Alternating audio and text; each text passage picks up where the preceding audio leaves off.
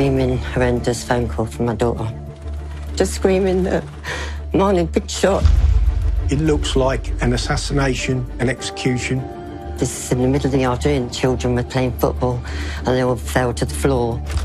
That's right off the Richter scale. You've got a killer on the loose that might strike again. Many parents are thinking, could this be my child next? Who would open fire next to a children's playground in broad daylight?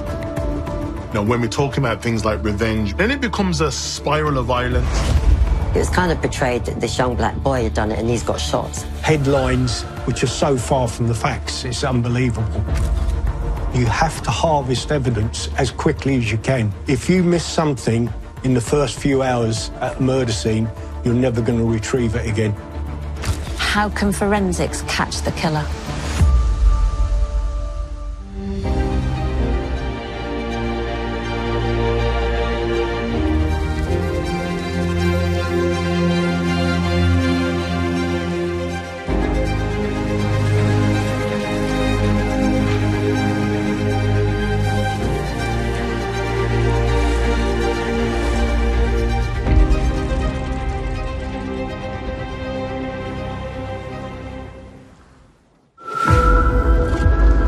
In North London, emergency services raced to a children's play area following reports of rapid gunfire. Local residents heard gunshots, had a look outside and saw the prone body of a young man. 22-year-old Imani Muir has been shot close to his home and is in a critical condition. Imani, unfortunately, was in quite a bad way, by which time his mother had arrived at the scene. All my grandsons were there, his brothers were there, his dad was there. We watched him try to save his life. Really, really stressful, heartbreaking. Really traumatic for the family. It's really important to try and limit who can see what's happening at that scene. As Imani's mum, Keitha, and dad, Jason, desperately watch paramedics try to save him, police lock down the scene. Shaken witnesses describe the terrifying moment the gunman opened fire. Bullets ricocheted around the playground and children was playing football and they all fell to the floor. So a lot more children could have been hurt as well. I hate to think what it would have been like had it been school holidays. There would have been utter carnage. Witnesses describe the shooter as looking angry and holding a black gun. Paramedics find Imani has been shot 4 times, causing catastrophic injuries. There was a huge amount of blood loss all over the scene. He died about 30 minutes later. He lost so much blood, he just couldn't be saved.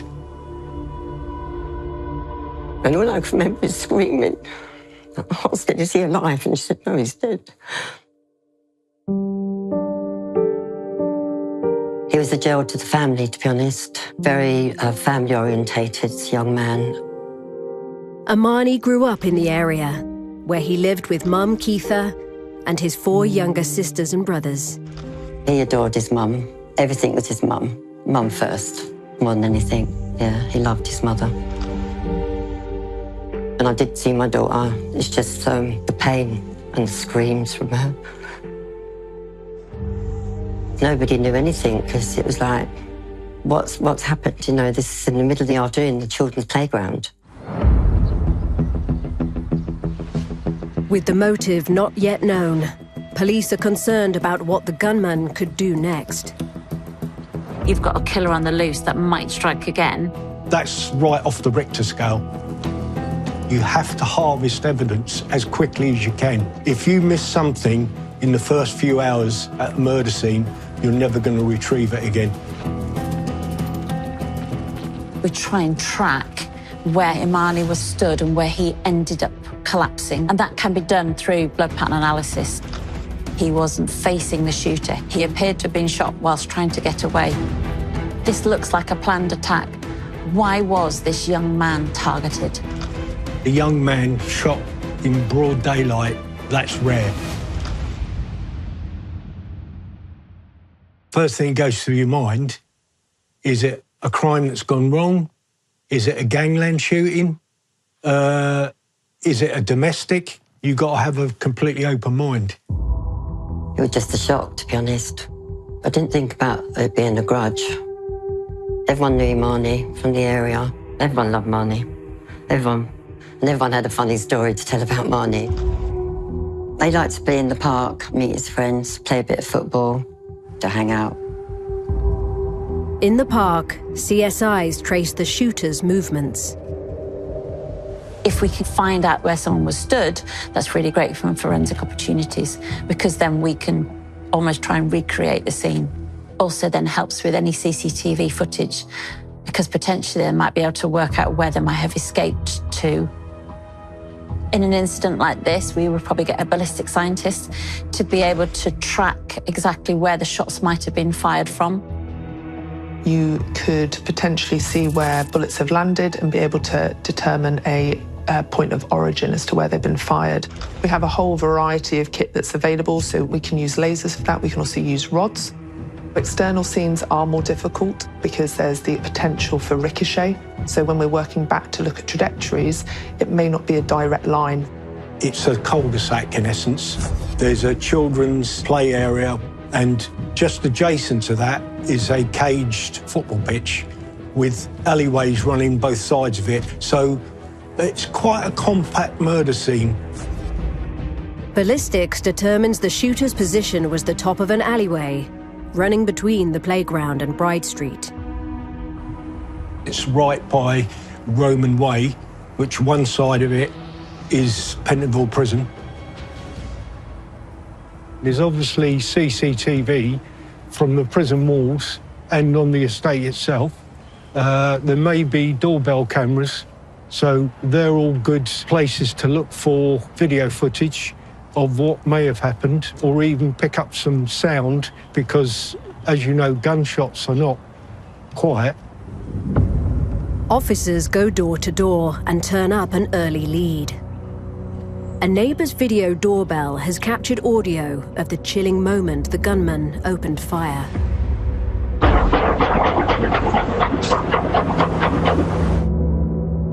So what you can hear there are 14 rounds being fired off consecutively.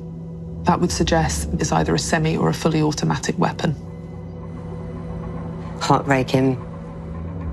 And even now, I can't really talk about Kiefer, because that's very painful for the pain she's going through. But that's what they've put us through. You know?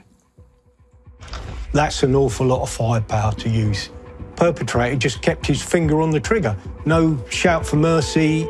It's just pure and utter execution. There is no other way to describe it. He wanted to make a statement and to demonstrate their power and their might.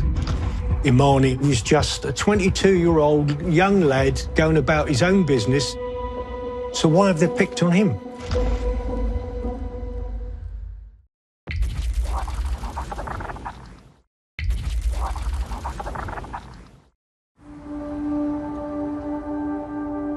It was just a shock, to be honest. Everything was a shock.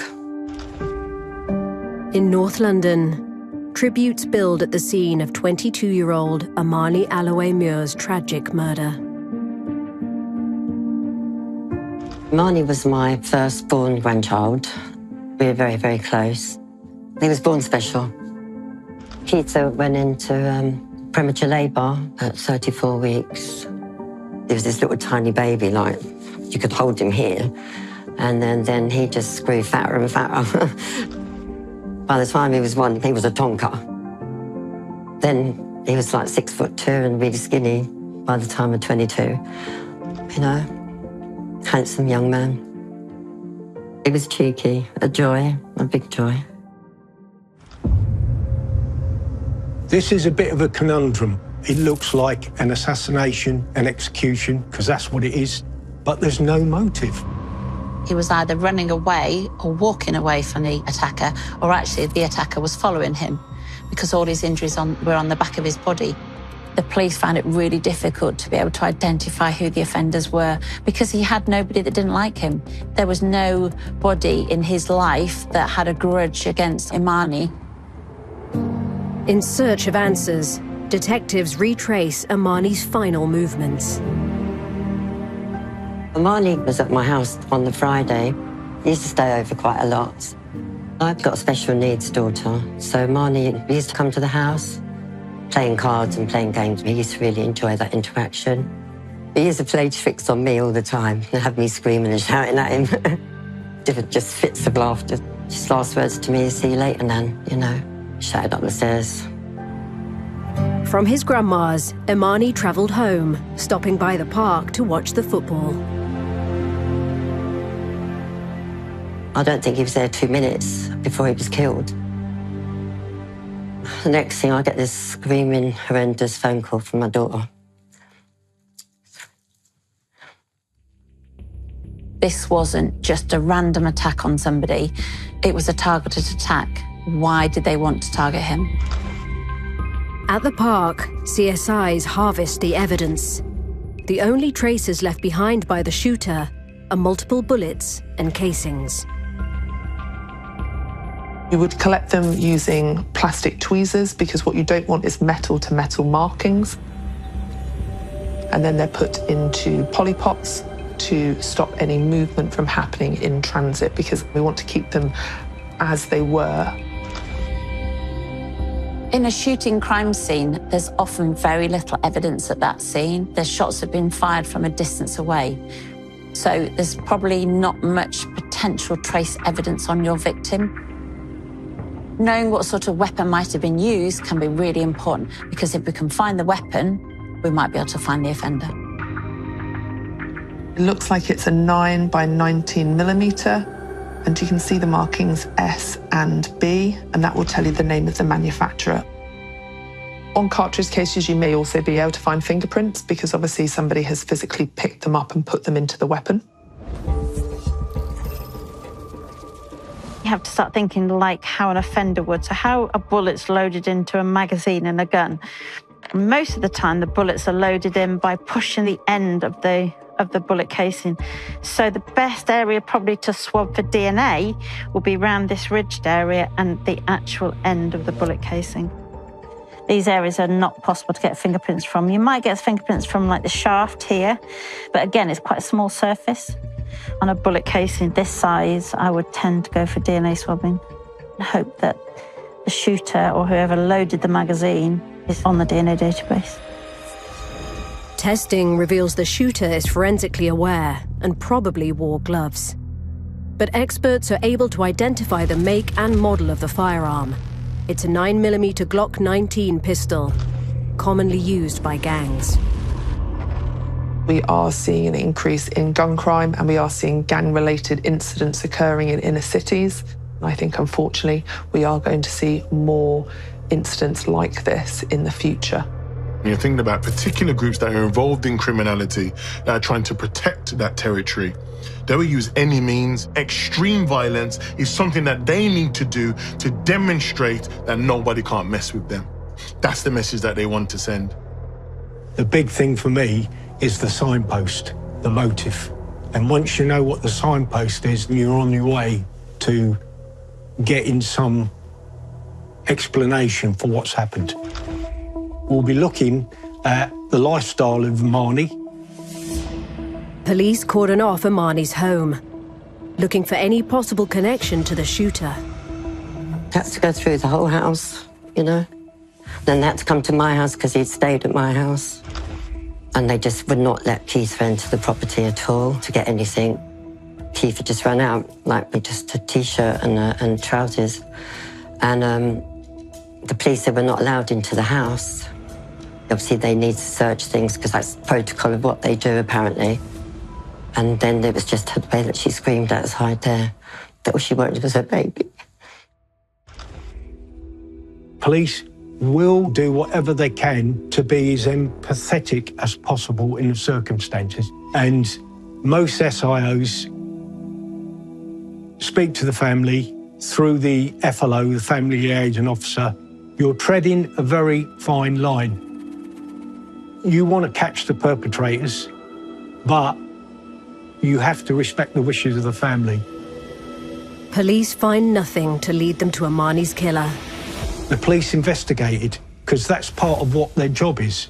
Because otherwise, if they don't do that, when it comes to trial, The defence can say the victim of this was a criminal. I can say categorically, Imani wasn't a criminal at all. He's certainly not a member of any gang. Obviously, it's nothing to find, because nothing to do with money, because he was innocent amongst all this. Imani was part of a close-knit family. That was his favourite time, of all the family being together. So we're quite a close family. So we do everything together, really. He wanted us always to have a party. He loved all the new babies that came into the family. All the pictures you always see Imani cradling a baby. And then when he had his first little baby sister, he was definitely the big brother. And he would carry her everywhere and do everything with her. He adored her. Very, very protective. Imani aspired to work as a mentor to children with additional needs, volunteering twice a week at a local youth centre. It's amazing with children. He's just had a soft side of him. He had Asperger's and ADHD, and he was dyslexic. So he did struggle when he was younger. I've always been proud of Imani, because he's had obstacles, obviously, over the years with his trying to cope with his own disability. But yeah, always proud of Mons. In need of a forensic breakthrough, CSIs examine the bullets and casings for unique markings. I'm now going to look at the end of the magnifying glass. The other things that you can find on cartridge cases and potentially on bullets are tool marks. You can also get some markings on the outside of the cartridge case and striation marks on the bullet as well. Now, striation marks have individual characteristics. That means there's something really quite unique about the markings on it. You may be able then to relate it back to a specific firearm. You're looking for any marks or damage or anything unusual on the end of this bullet casing. So you can see where the bullet's been fired. You can also see that there's a little bit of damage that which may be replicated from the firing pin of the gun. They can be uploaded onto the database, which in the UK we use IBIS, which would potentially allow us to see if the perpetrator has used that weapon at any other instance in the last 10 or more years. Using 3D microscopy, investigators photograph the bullets and casings and upload them to IBIS to compare their unique marks against other known firearm incidents. But the system draws a blank. Sometimes it's just irretrievable, so you end up almost with a ghost gun that you can't ascertain where it's originated from. It can be really frustrating in an investigation if you have a really important piece of evidence and it's not matched on the database. You've got a killer on the loose that might strike again, and you've got no way of identifying who that person is. A Section 60 order is put in place across the entirety of Islington and Camden, granting police additional stop and search powers. Police are concerned that there might be repercussions in the area or there might be a further targeted attack. Having a Section 60 will help the police in hopefully trying to identify if anyone has any weapons. If we find a weapon and potentially find a gun, we might be able to link that back to our deceased. They would have put out extra patrols around the estate, you know, local officers speaking to members of the public to reassure them. Having lived in Islington his whole life, Imani's senseless death rocks the local community. Everyone was devastated. Everyone knew Imani from the area. Yeah, we had a lot of support. He was part of a really close-knit community, so it can be extremely traumatic, not only for the family members, but also for his friends and neighbours to see what's happened. It hurts when a member of the community gets killed. Incidents like this send shockwaves through every single household. You've got many parents that are thinking, could this be my child next? Oh, everyone was amazing, and everybody just came forward as much information that they could give to the police. When the police commence a homicide investigation, they look at intelligence that they can glean from speaking to the local community, because a lot of people will come forward.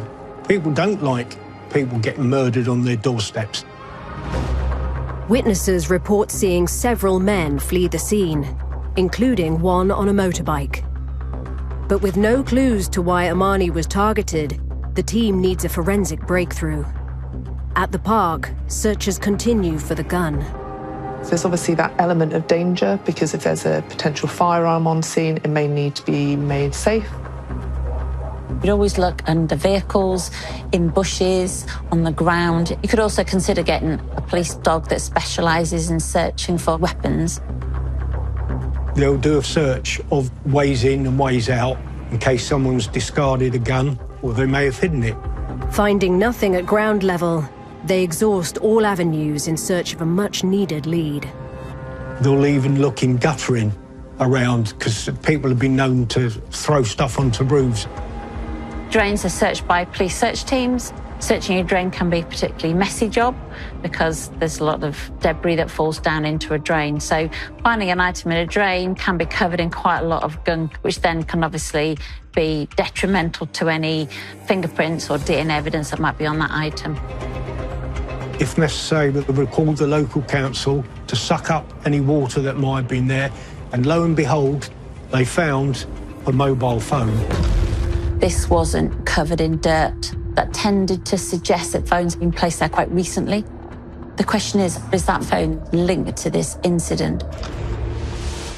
This is another piece of the jigsaw. It'd be quite interesting to see if there's any fingerprints on this phone. The powder that I'm going to use on this surface, because it's smooth and shiny, is aluminium powder. Aluminium powder is really fine. It's the go-to powder of most CSIs. Okay. And there's some very clear fingerprints on that surface. Right, so we use some lifting tape to get the marks off here. And then you just slowly rub the tape down onto the surface and then pull it off.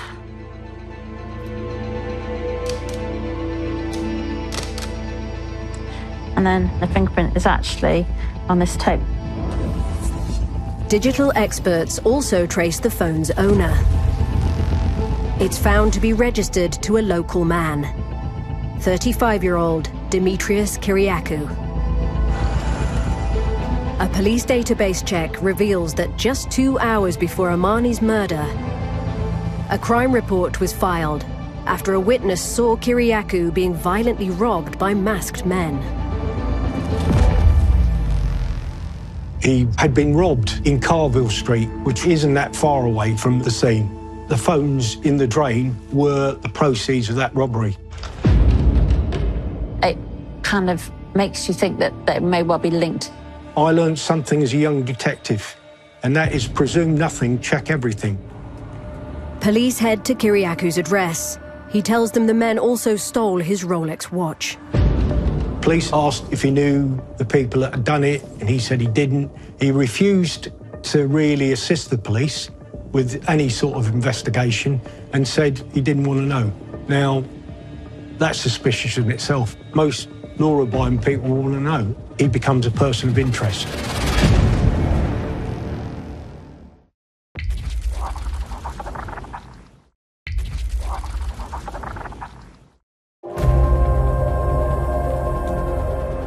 Police searching for the killer of aspiring youth worker Imani Allowe-Muir are profiling Demetrius Kyriakou after recovering his stolen phone inside a drain at the crime scene.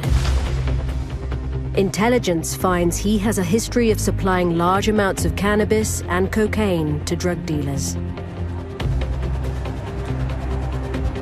We're talking about inner city London and areas within London where you may see activity as it relates to drug dealing. You may see some activity where individuals are in beef and conflict with each other over territory, over postcodes. Drug dealers get robbed by other people because they know they have access to cash and drugs. And that's exactly what I think happened in this case. Clearly, there's some sort of gangland feud here. With the stolen phone their only remaining lead from the crime scene, detectives need to determine if Kyriakou is linked to Imani's murder. But as investigations begin, the lack of any solid leads sees some media draw their own conclusions. It was put out there that a man in the morning was robbed of his Rolex and kind of portrayed that this young black boy had done it and he's got shot. Headlines which are so far from the facts, it's unbelievable. He's on his way home. He doesn't want anything to do with it. He's an upstanding young man, and they've sullied his reputation in front of his family when they're trying to remember him in the best possible light. It's unforgivable. They were very upset about it. It was kind of portrayed that he deserves it because he shouldn't have robbed, you know, the watch. He had nothing to do with anything.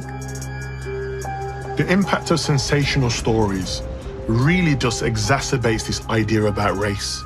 That when we have these conversations, typical scenario, young black male, victim of gun violence, it's very easy for people to point the finger and make the assumption that the young black male that was the victim was involved in things.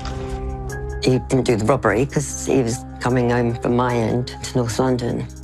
And the police could track the whole of his journey over and where he'd went that day because the CCTV around the area. It's always young black boys and their lives don't matter. We kept trying to get it changed, that Imani's got nothing to do with it.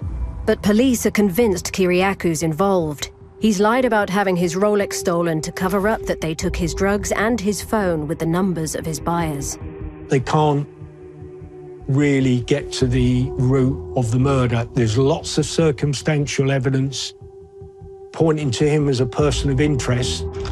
With Kyriakou refusing to talk, investigators look into his movements at the time of Imani's murder. Digital forensics these days is one of the main lines of inquiry in any major incident. You leave a footprint wherever you go.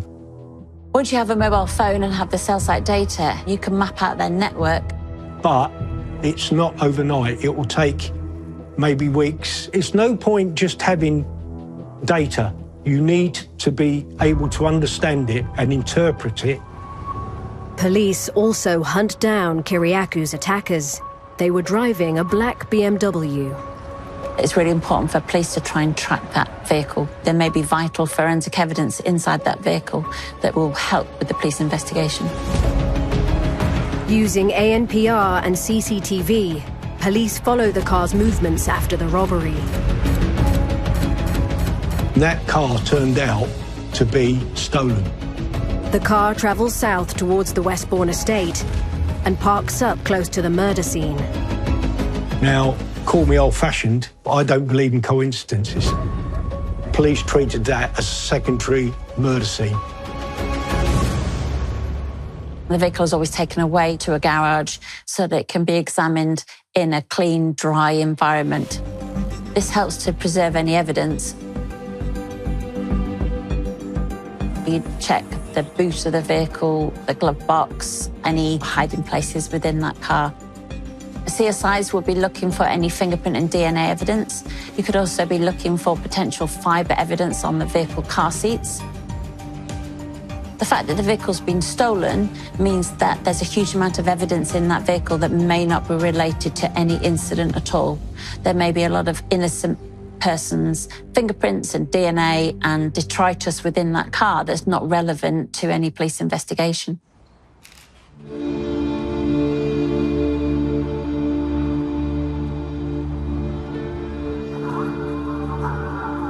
8 weeks on from his tragic murder, 200 people come together to celebrate Imani's life. It was a beautiful send-off for Imani, a very sad send-off. Everyone came to the house and we had Imani's body brought out outside the flat from the carriage, and so everyone could be around and see him and touch him. There were hundreds of people there from the local community, from the local estate, friends and family. This had far-reaching consequence. We all marched from there to the local church and had the service. And then we went up to the cemetery, knowing that he's never coming back. It's like the final, terrible, heartbreaking. Just miss him every day. Still talk to him like he's still coming home. My blessed grandson.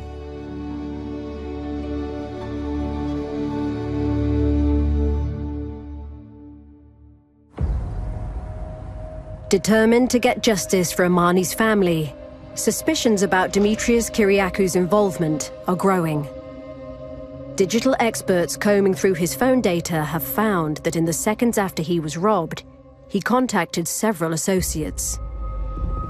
One of his cocaine suppliers, James Nicholson, Darren Dredge, a cannabis dealer, Matthew Hardy, a lower-ranking foot soldier, and Nathaniel Reese, who has 35 prior drugs and burglary convictions. Over the next hour, the men gather at Kyriakou's address on the 6 acres estate.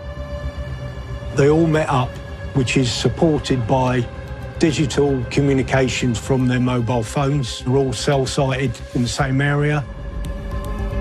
Suspecting they're plotting something, experts make a sinister discovery. At 2:34 p.m., Kyriakou uses an app to locate his stolen phone. He's turned on Find My Phone, tracked his own phone. Using the app, the men zero in on the play area on the Westbourne estate.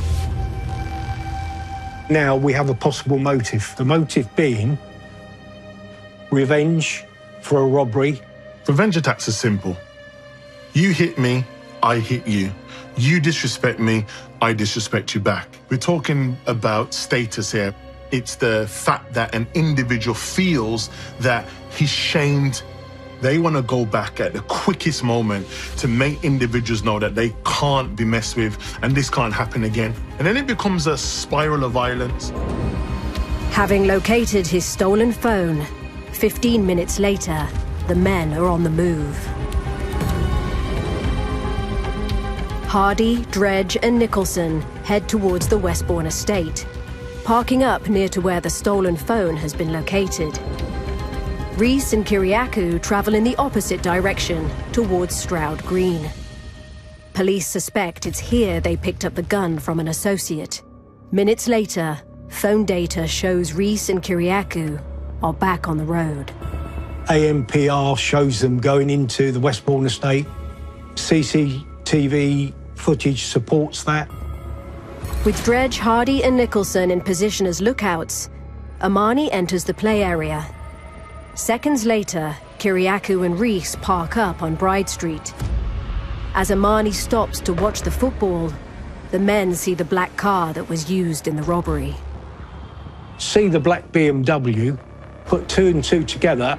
The scouts spot the men who committed the robbery in the play area. On the warpath, Kyriakou and Reese head down the alleyway. They see Imani and wrongly assume he's involved.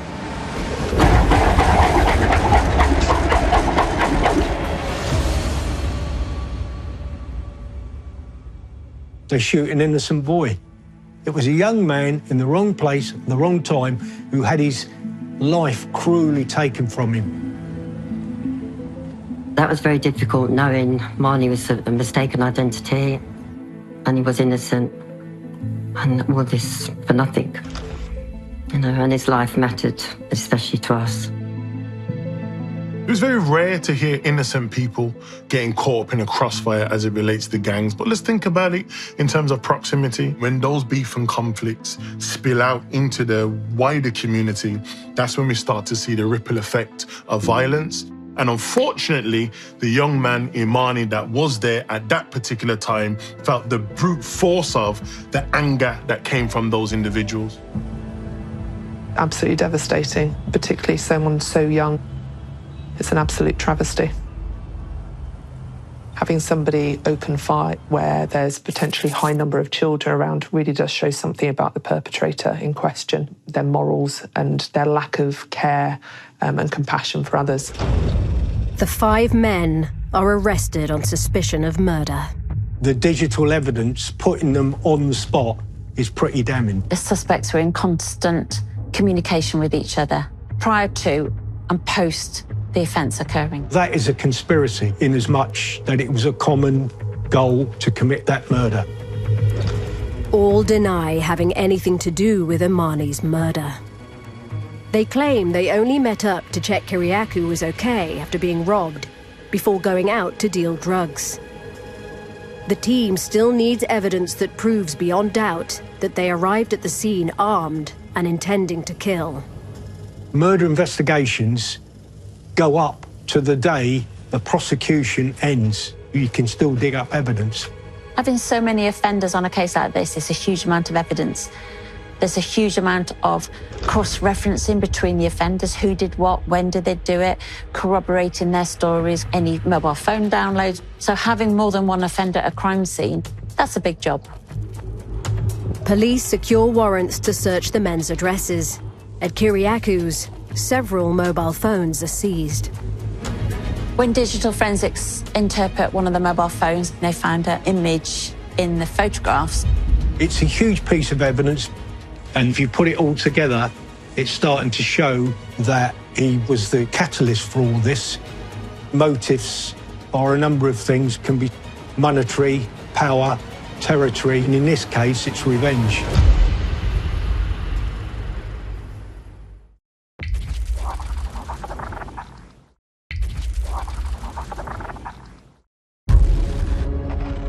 They found a photograph of what they believed to be the murder weapon.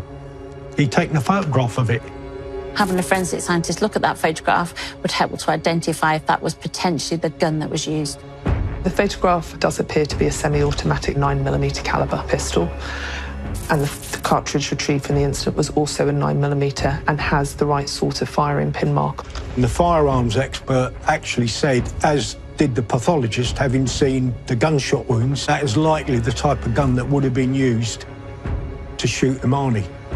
It must be quite frustrating in this investigation to never find the weapon, and almost finding a photograph is second best. You imagine that evidence in front of a jury, it is very powerful.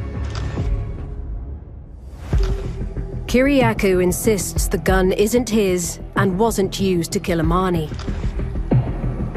But in an ID parade, witnesses from the scene identify Nathaniel Reese as the angry man with the black gun. This is an individual that has been living a particular lifestyle for many, many years and would have built a particular reputation. These behaviors of criminality, violence, would have desensitized him. Empathy and sympathy towards victims would have been something that would have been pushed to the side. All 5 men are charged with murder.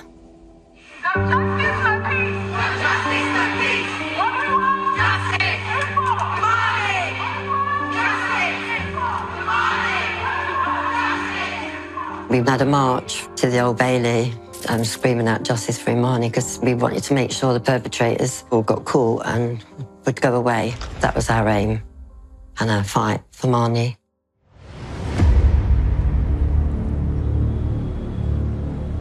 The trial was very long-winded. I had to be there every day to know exactly what happened. But it was hard to face them. Some days you didn't want to look at them, but you needed to see them and stare them in the eye and let them know your pain. The prosecution sets out the evidence showing how Imani's tragic death unfolded.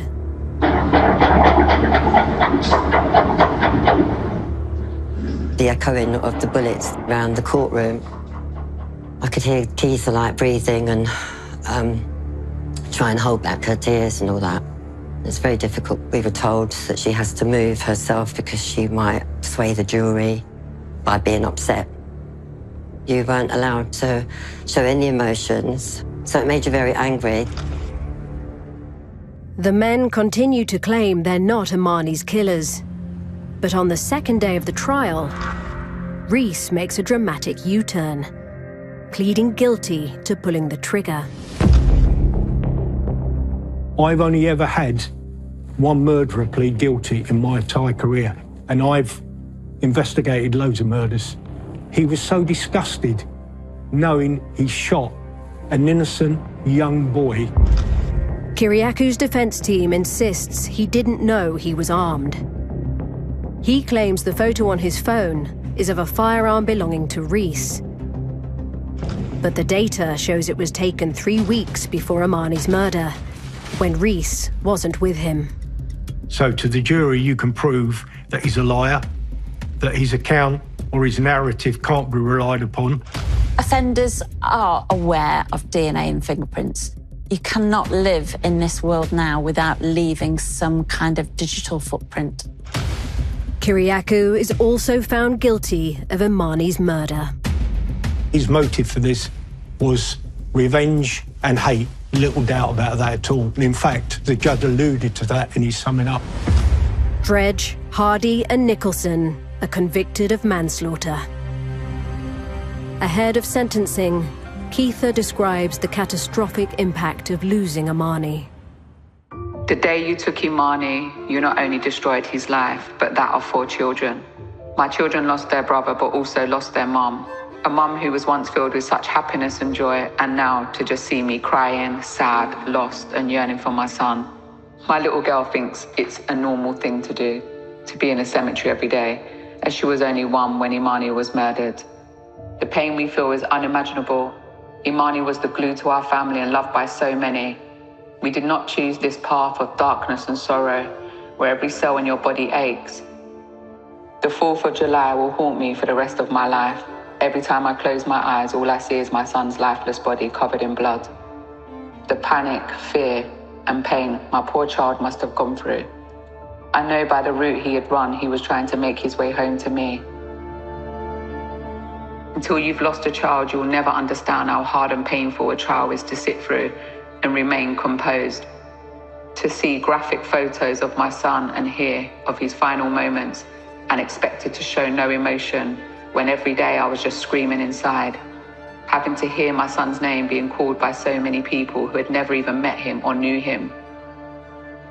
To them, he was just another murder case, just another job to attend. Imani is my baby. I feel none of the 8 defendants showed any remorse or compassion for Imani, myself, or his family. Despite them knowing Imani was not responsible for any part of the robbery that took place. Losing Imani has affected me in so many ways as a woman, a mother, and a human being.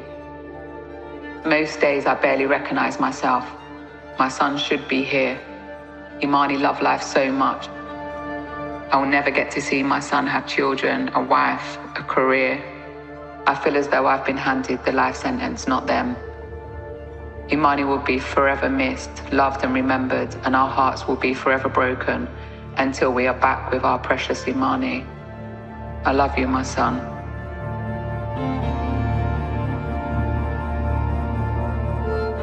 Following Keitha's powerful statement, Rees asks for no reduction to his sentence for pleading guilty. I think he realised what an evil thing he had actually done. They actually felt Keitha's pain. Rees and Kyriakou are sentenced to 33 and 31 years for murder and supplying drugs. Dredge and Hardy are found guilty of manslaughter for acting as scouts. They're sentenced to 10 and 7.5 years. Nicholson is sentenced to 13 years for getting rid of the gun.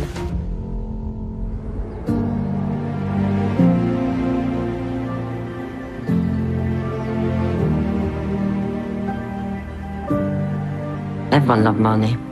Everyone. You can see the people that come up to the cemetery on special occasions. We all have our birthdays up there. We always cut a cake with Imani. So he's part of it. And when a new baby's born, the baby's taken up there, have a picture with him, you know, because that's what he always wanted, was a child. He really wanted to be a father. And he got robbed of that. Robbed of everything that he wanted to do. Wanted to travel, pass his driving test. But his main thing was to be a father. Just miss him every day. We talk about him all the time at home. What laughs we used to have, and joy we had with him. That's Imani, beautiful soul.